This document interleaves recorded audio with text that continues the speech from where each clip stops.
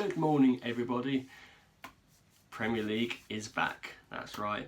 So far, we have had 8 amazing games. Well, I would say like 8 amazing games. The for Palace, for Everton, that wasn't exactly exciting, that was it? But in terms of goals, we have had a plenty. So, are we going to get a lot of any more today? Hopefully, we are. We've got 3 massive games today: Leicester versus Wolves, Chelsea versus Manchester United, and of course the big one, Arsenal versus Newcastle. I am so excited. Today I'm going to give you my predicted lineup. Hopefully it's going to be as accurate as the actual real team sheet. It is going to be a bit of a mismatch due to likes of players like missing, due to fatigue, injuries and suspensions, etc. So I'm going to try to get it as accurate as I can. But yes, this is the Arsenal Newcastle preview video. So before I get into the predictions, as I mentioned in my Premier League predictions video, this game is a family bragging rights game. That's right. As everyone knows, I'm an Arsenal fan. Who knew, eh?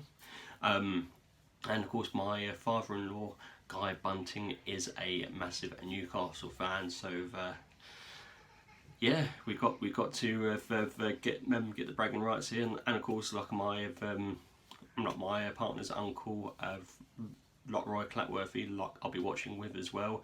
So I'll be very we'll be cheering on the Arsenal together. So 2 goals to 1 there. Hopefully, you never know, but that's not my prediction. So am I confident of this game? Yes I am. Our record at St James Park has been excellent. 14 wins out of the last 13 wins out of the last 14. Of course the 2-1 defeat there a couple of seasons back was low, but then again that was where we was getting beaten left, right and centre away. And that's another important thing. This season we have to get our away form right. We want more away wins and more away clean sheets. That's what we need more than anything, and I think that's important. So starting today, let's get our away campaign off to a fly. And it's funny as well, we haven't actually started away in the Premier League since the last time we played Newcastle away. And I'm hoping that today's game will be a lot better than that one, because I remember Jovino and Joey Barton having a scrap in a boring 0-0 game. So less of that today, hopefully, please. So on to my predicted lineups. Like I say, I want to get it as accurate as possible. This is all in my head at the moment. I do plan to be purchasing a whiteboard with markers, so put it on for everyone to see, so they can make their own alterations and suggestions. So for now, obviously, hopefully, we'll just have to bear with. So that's what I'm going to plan to do. So yeah, on with the lineup. In goal, obviously, he's now been established as the official number 1, so it's got to be Bernlano. Defence, now this is where it gets a bit complicated in the defence. Chops and changes. I'm not going to say Kieran Tierney because he's injured, so I'm going to go for a predicted back 4 of Nacho Monreal, David Luiz, Socrates, and then possibly either that last thing's got to be either Mustafi, Chambers, or Maitland-Niles. Obviously, I don't want Mustafi in there, but it's a possibility he would be in there. But this is my predicted line, so I'm going to have to say Ainsley, Maitland-Niles. I think this is going to be the season he's going to have a breakthrough. So Ainsley, Maitland-Niles to partner Nacho Monreal, Socrates, and our new boy David Luiz. Let's have it. Midfield. Now, once again, that's going to be a bit complicated. Xhaka will definitely be in there, because he's going to be the captain. Would have liked to have lots of Kolasinac and Ozil, but of course, reports have been they have been kept at home and amongst security fears due to their knife attacks a couple of weeks ago, and that is the sad state of affairs, that they can't even just want to get on with it and go play football. So and it's a blow, because Ozil does have a massively great goal scoring record against Newcastle, so that's gotta be a shame, because I see Ozil on the score sheet, but we'll just have to wait to burn the game for that one, I guess. So yeah, Xhaka. Now Torreira, Guendouzi or Willock. Torreira has only had a short pre-season, due to the Copa America, so a possible place on the bench for him. Not sure. Guendouzi or Willock. Now this is the sport for choice here. The two youngsters. I do think that we want to give Willock a chance. I think he's going to be better situated to the home games rather than the away ones to start. So to partner Xhaka, I'm going to have to say Matteo Guendouzi. We're definitely going to be playing Dani Ceballos because he's on loan. We want to get as much out of him as possible. So Xhaka, Guendouzi, Ceballos, and Henrik Mkhitaryan to a complete that midfield.